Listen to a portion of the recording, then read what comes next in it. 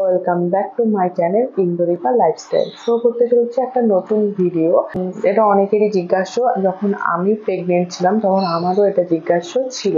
তো ভিডিওটা হলো, যখন কোনো একটা মহিলা প্রেগনেন্ট হওয়ার পরে তার প্রথম মনে মনে একটা চিন্তা আসে যে তার গর্ভে যে সন্তানটা আছে সেটা মানে ছেলে না মেয়ে, এক্সাইটেড থাকে সেটা। তাছাড়া ছেলে বা মেয়ে যাই থাকুক, সুস্থ থাকুক, সেটা প্রত্যেক মাই চায়। তো তবুও সবার মনে মনে একটা জিজ্ঞাসা থাকেই কিন্তু, যে কি বেবি হবে কি। তো আগেকার মায়েরা, ঠাকুমারা কিন্তু মানে গর্ভবতী মায়ের অনেক লক্ষণ দেখে বলে দিতে পারতো যে ছেলে হবে না মেয়ে হবে। সেগুলো কিন্তু অনেক ক্ষেত্রে মিলে যেত, অনেক ক্ষেত্রে মেলে না, কেননা সেগুলো বাইরে থেকে শুধুমাত্র দেখে বলা। তো আমার প্রেগনেন্সিতে আমার কি কি সিমটম ছিল, সেই সিমটমগুলো আমি তোমাদের সাথে শেয়ার করবো, আর কোন কোন সিমটমগুলো আমার মিলেছে, আর আমি কি করে জানতাম যে আগে থেকেই যে আমার বেবি গার্ল হবে।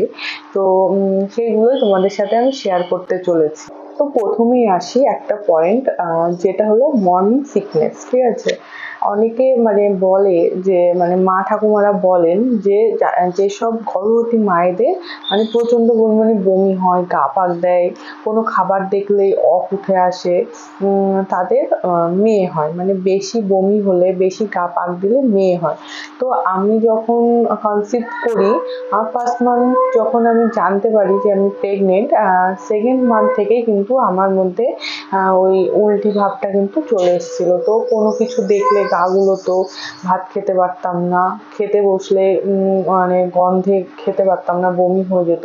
তো সেটা কিন্তু 4-5 মাস পর্যন্ত আমার প্রচন্ড পরিমাণেই ছিল, মানে আমার খুবই বমি হয়ে যেত। বমি হতে গা গুলোতে আমি কিছু খেতে পারতাম না। তো হ্যাঁ, এই পয়েন্টটা কিন্তু মিলে গেছে যে বেশি পরিমাণে বমি হলে, বমিটিং হলে বা মর্নিং সিকনেস হলে পরে মেয়ে হয়, আর কম হলে পরে কিন্তু ছেলে হয়। তো আমার কিন্তু বেবি গার্লই হয়েছে, তো এটা কিন্তু মিলে গেছে। সেকেন্ড হলো পেটটা, মানে প্রেগনেন্ট অবস্থায় পেটের স্ট্রাকচারটা ঠিক কিরকম হয়।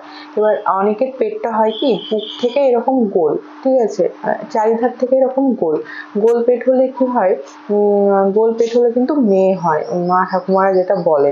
ঠিক আছে, গোল পেট হলে মেয়ে হয়। আর আমার কিন্তু গোল পেট ছিল না, আমার কিন্তু বুকের এখান থেকে এরকম খাঁজ কাটা ছিল সামনের দিকে, মানে কলসি বা ঘোড়ার যে আকারটা, মানে সেই রকম ছিল। আমার কিন্তু সবাই দেখে বলতো যে তোমার কিন্তু বেবি বয় হবে। তো এই পেট দেখে বলতো। তো আমি কিন্তু মনে মনে জানতাম যে আমার হয়তো বেবি গার্লই হবে, আমার নিজের একটা মনে হতো। তো এই পয়েন্টটা কিন্তু ভুল, বা আমার সাথে কিন্তু মেলেনি। আমার কিন্তু পেটটা কলসির আকারের সামনের দিকেই ছিল, তবু কিন্তু আমার বেবি গার্ল হলো। বেবি পজিশন, তো প্রেগনেন্সিতে বেবি দুটো পজিশনে থাকে, অ্যান্টেরিয়র আর পস্টেরিয়র। তো সবাই বলে যে অ্যান্টেরিয়র পজিশনে থাকলে পরে বেবি গার্ল হয়, আর পস্টেরিয়র পজিশনে থাকলে বেবি বয় হয়। তো আমার বেবি কিন্তু ওটা কিন্তু 3 মাসে যখন ইউএসজি করা হয়, 12 উইকসে, তখনই কিন্তু বেবি পজিশনটা জানা যায়। তো আমার বেবির পজিশনটা পস্টেরিয়রই ছিল কিন্তু। তো পস্টেরিয়র থাকা সত্ত্বেও কিন্তু আমার বেবি গার্ল হয়েছে। তো এইগুলো কোনো মানে এগুলো জাস্ট ইমাজিন করা বা নিচে থেকে একটা ধারণা করে বলা, এগুলো সব সময় যে মিলে যাবে এরকম কোনো ব্যাপার না, কোনো কোনো ক্ষেত্রে মিলে যায়, এই জন্য সবাই কিন্তু এই ধারণাগুলো বয়ে রেখেছে। তো আমার কিন্তু এটা মেলেনি, আমার কিন্তু পস্টেরিয়র পজিশনেই ছিল। প্রেগনেন্সি অবস্থাতে নানান কিছু খাবার ক্রেভিং তো হয়, আমার তো সবকিছু খাবার ক্রেভিং হতো, সবকিছু আলাদাভাবে যে এটা খেতে ইচ্ছে করছে, সেটা খেতে ইচ্ছে করছে সেটা না, আমার মানে সব খেতে। মা শুধু আমি 5 মান্থ পর্যন্ত, মানে পুরো প্রেগনেন্সিতে চিকেনটা খাইনি, বাকি আমি সব কিছু খেয়েছি। আর 5 মান্থ পর্যন্ত পেঁয়াজ, রসুন, মাছ, মাংস কিছুই খেতে পারিনি। তারপর থেকে আমি সব খেয়েছি। তো আমার বিশেষ করে আচার খেতে ইচ্ছে করতো, মানে টক জাতীয় আচার আমার খুব খেতে ইচ্ছে করতো। তো ফুচকা খেতে ইচ্ছে করতো, এগুলো তো মানে এমনি সময়ও খেতে ইচ্ছে করতো, আমার আলাদাভাবে ক্রেভিং হতো না, এমনি সময় আমার খুব খেতে ইচ্ছে হতো এগুলো। তো এই টক জাতীয় খাবার খেতে ইচ্ছে হলে নাকি বেবি বয় হয়, আর মিষ্টি জিনিস খেতে ইচ্ছে হলে কিন্তু বেবি গার্ল হয়। কিন্তু আমি তো টক জাতীয় জিনিস বেশি খেতাম আমার প্রেগনেন্সিতে, মানে ভালো লাগতো হয়তো, এই জন্য প্রথমে কিন্তু খেতাম আমি টক জাতীয় জিনিস। তো টক জাতীয় জিনিস খেয়ে যে তোমার বেবি বয় হবে এরকম কোনো ব্যাপার না, এটাও কিন্তু আমার ক্ষেত্রে মেলেনি। আমি কিন্তু টক জাতীয় জিনিস খেতে পছন্দ করেছি, তবুও আমার কিন্তু বেবি গার্ল হয়েছে। ডাক্তাররা কিন্তু বলে যে প্রেগনেন্সি টাইমে বাঁ পাশে ঘুরে ঘুরতে, বাঁ পাশে ঘুরে শুলে পরে বাচ্চার মানে অক্সিজেন টা ভালোভাবে পৌঁছয়, ব্লাড সার্কুলেশন ভালো হয়, হজম ভালো হয়। তো বাঁদিকে ঘুরে শুতে বলতো। আমি কিন্তু ডাক্তারের কথা মতো বাঁদিকে ঘুরে শুতাম, কিন্তু আমার মনে হতো যে ডান দিকে ঘুরে ডান পাশ ফিরে শুই, ডান পাশ ফিরে শুলে যেন আমার কমফোর্টেবল লাগতো, কেননা আমার বেবিটা আমার বাঁদিকে ছিল। তো আমার মনে হতো বেবির কোথায় চাপ লাগবে বা কিছু, তো আমার মনে হতো আমি ডান পাশ ঘুরে শুই বা ডান পাশ ঘুরে শুলে আমার বেশি কমফোর্টেবল মনে হবে। তো আমি ডান পাশ ঘুরে শুয়ে পড়তাম কিন্তু বেশিরভাগ সময়। তো এই পয়েন্টটা কিন্তু মিলেছে যে ডান পাশ কিন্তু ঘুরে শুলে পরে শোয়ার ইচ্ছে হলে পরে নাকি বেবি গার্ল হয়। তো আমার কিন্তু বেবি গার্ল হয়েছে। তো এই পয়েন্টটা কিন্তু আমার সবাই বলে যে বেবি নাকি উপর পেটে থাকলে পরে হচ্ছে বেবি গার্ল হয়, আর নিচের পেটে থাকলে বেবি বয় হয়। তো আমার বেবি কিন্তু উপর পেটেই ছিল, মানে আমার পেটটা ঠিক এত বড় হয়েছিল, উপর পেটেই ছিল। আর আমার বেবির ওজনও হয়েছিল অনেক, কেননা আমি প্রেগনেন্সি টাইমে প্রচুর খেয়েছি, প্রচুর। আমি যখন কনসিভ করি আমার বেবি কনসিভ করি আমার যখন ডেলিভারি হয় আমার বেবির ওয়েট ছিল 4.5 কিলো।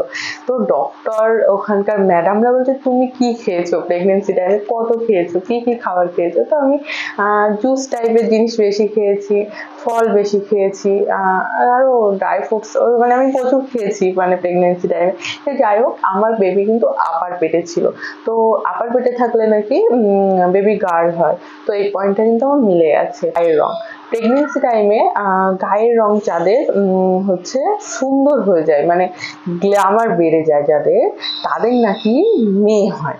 আর যারা নাকি কালো হয়ে যায়, গায়ের রং দেখতে খারাপ হয়ে যায়, তাদের নাকি ছেলে হয়।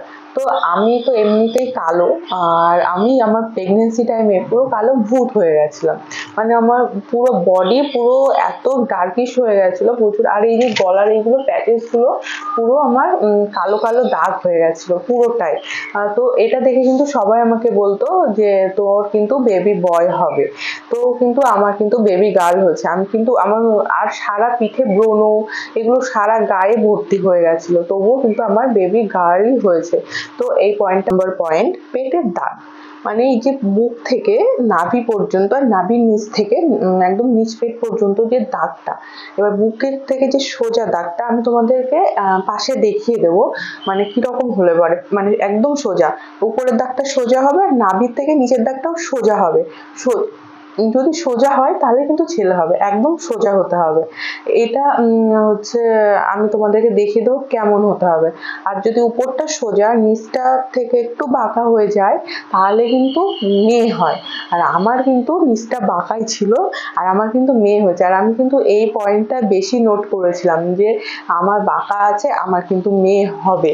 আমি মাকেও বলতাম, মা বলতো সব সিমটম তো ছেলেদের মতো, হয়তো ছেলে হতে পারে। আমি বলতাম না মা, আমার কিন্তু মেয়ে হবে, আমার ওই দাগটা কিন্তু বাঁকা আছে। তো ওই দাগটা বাঁকা থাকার দরুন আমার মনে হতো যে আমার বেবি গার্ল কিন্তু হবে, আর আমার কিন্তু বেবি গার্ল হয়েছে। তারপরে আরেকটা বলছি, নাভি, পেটের যে নাভিটা তোমাদের, সেটাও আমি তোমাদের পাশে আমি স্ক্রিনে দেখিয়ে দেবো, এখানে তোমরা দেখে নাও কি রকম বলছি, ঠিক আছে? মানে কি হয়, ঘোমটা মতো নাভিটা এরকম ঢাকা মতো থাকলে পরে বলে যে বেবি বয় হয়, মানে নাভিটা মুখটা এরকম ঢাকা থাকবে। আর যদি নাভিটা এরকম খোলা থাকে, এমন ফুলের মতো পুরোটা খুলে যায়, এমন ছড়িয়ে যায়, তাহলে কিন্তু বেবি গার্ল হয়। তো আমার নাভিটা কিন্তু এরকম ঢাকা ছিল, তো আমার নাভি দেখেও কিন্তু বলতো যে বেবি বয় হবে।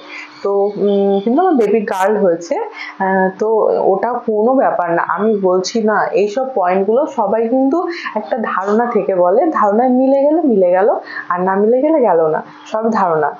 তো আমার ধারণা এই অনেকগুলো কিন্তু আমার হার্ট রেট, মানে সবাই বলে যে 140-এর নিচে হলে পরে হার্ট রেট বেবি বয় হয়। আর তো আমার 8 উইকস 1 ডেজে যে ইউএসজিটা হয়েছিল তাতে কিন্তু আমার বেবির হার্ট রেট এসেছিল 172।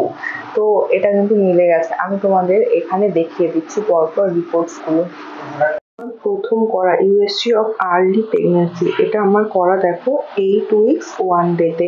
এটা আমার ফিটাল হার্ট রেট ছিল 172, মানে এটা হচ্ছে 8 উইকস 1 ডেতে 172।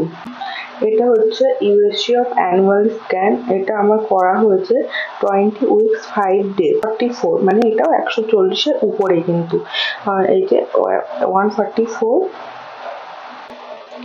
এটা হচ্ছে আমার 33 উইকসে ইউএসজি ফর কালার ডপলার, এটা 33 উইকসে। এটাতেও আমার বেবির heart rate 156 B per minute, এটাও কিন্তু 140-র উপরে কালার ডপলারের রিপোর্ট। আর এটা আমার লাস্ট মানে যেদিন আমার ডেলিভারি হবে সেই দিনকার রিপোর্ট, ঠিক আছে। হার্ট রেট ছিল 163। এটা সবাই বলে প্রেগনেন্সি টাইমে চুলটা যাদের সুন্দর হয়ে যায়, মানে চুল পড়ে না, চুল সুন্দর হয়, চুলের গ্রো ভালো হয়, তাদের কিন্তু ছেলে হয়।